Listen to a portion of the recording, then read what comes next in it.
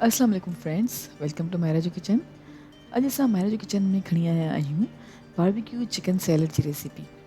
हीअ रेसिपी ठाहिण जे लाइ सभिनि खां पहिरियों मां हिकु बोल में ऐड कया आहिनि बोनलेस चिकन जा पीसिस, जेके आहिनि हाफ के जी जे बराबरि। हेठि विधी आहे 1/4 टीस्पून पेपरिका पाउडर, ऐड कयो आहे 1/4 टीस्पून। तव्हां चाहियो त हिन जी जाइ ते ॻाढ़नि मिर्चनि जो पाउडर ऐड करे सघो था। सॉल्ट मां ऐड कयो आहे तक़रीबन 1/4 टीस्पून। तव्हां पंहिंजे टेस्ट जे मुताबिक़ ऐड करे सघो था। बारबेक्यू सॉस आहे half table spoon. Dried parsley आहे 1 टेबल स्पून, ऐं हीअ ऑप्शनल आहे। अगरि तव्हां वटि अवेलेबल न आहे त तव्हां न यूज़ कयो। गार्लिक पेस्ट आहे हाफ टीस्पून।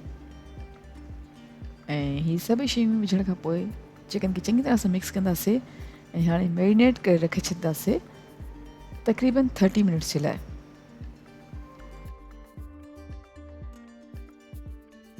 चिकन मैरिनेट थी वञे त पोइ हिकु पैन में मां ऐड कयो आहे थोरो सो ऑयल, तक़रीबन 2 खां 3 टेबल स्पून जे क़रीब।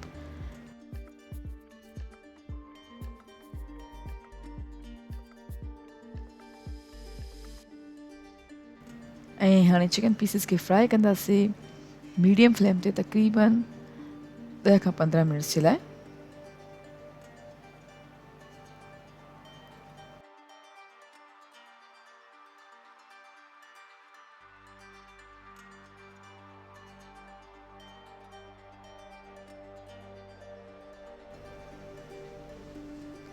ऐं चिकन खे फ्राई करे हिकु साइड ते रखी छॾींदासीं। हाणे हिकु बोल में मां ऐड कया आहिनि स्पिनिच लीव्स। मां हिते बेबी स्पिनिच लीव्स खया आहिनि, तव्हां चाहियो त नॉर्मल स्पिनिच लीव्स खणी सघो था। ऐं हीअ स्पिनिच लीव्स आहिनि तक़रीबन हाफ बंच जे बराबरि।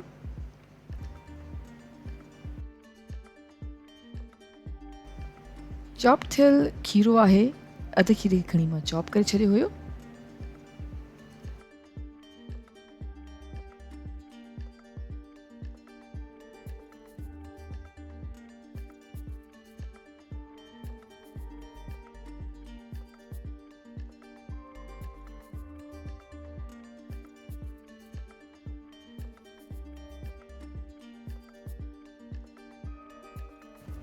बेबी टोमेटोज़ आहिनि 6 खां 8 अदद, ऐं असां बेबी टोमेटोज़ खे विच मां अधु करे छॾींदासीं।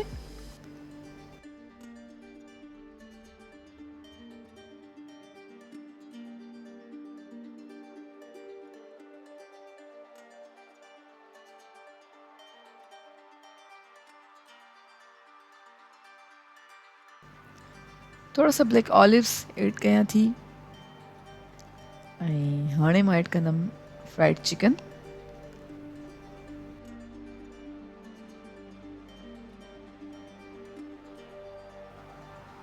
अधु लीमे जो रस सेट कयो आहे।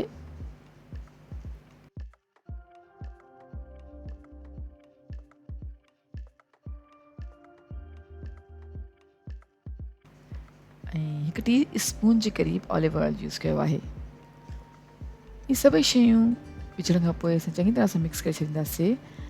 ऐं हाणे मां बारबेक्यू चिकन सैलड खे डिश आउट थी कयां। असांजो मज़ेदार बारबेक्यू चिकन सैलड रेडी आहे। आई होप तव्हांखे असांजी अॼु जी रेसिपी पसंदि आई हूंदी। Thank you so much for watching. असांजी वीडियो खे लाइक कजो ऐं असांजे चैनल खे सब्सक्राइब ज़रूरु कजो। मां इंशाल्लाह मुलाक़ात कंदमि तव्हां सां हिकु ॿी वीडियो में। तेसिताईं अल्लाह हाफ़िज़।